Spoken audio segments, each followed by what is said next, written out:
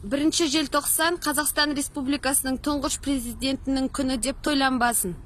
Мен Егінбаева Кербез Айдарбек қызы, Семей қаласының тұрғынымын. Және мен 1 желтоқсанның тойлануына қарсымын. Біздің елбасы айтылған сөздерінің, айтылған уәделерінің ешқайсында тұрған жоқ. Қазақстанда демократия орнатам деді. Біздің республикада демократия орнамақ тұрмақ, демократияның иісі де шықпайды.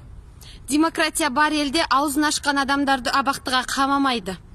Екіншіден, президентіміз билікте қыздарым отырмайды деген. Ал қазір Дариға Назарбаева сенатты басқарып отыр, балаларымызды уроды деп қойып.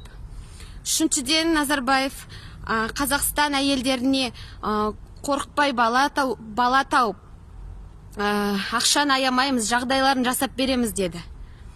Ал елімізде былтыр 5 баланы ажал құшты жоқшылықтың кесірінен. Одан кейін әйелдер жылап сықтап, қаншама сұрап, өкіметтен көмек сұрап, АСП бөлінді. Енді қаңтар айынан бастап АСП тоқтатылады дейді. Біздің өкімет сұрасаң да, сұрамасаң да халықтың жағдайын ойлап отырған жоқ. Ал өкіметті басқарып отырған Нұрсұлтан Назарбаев.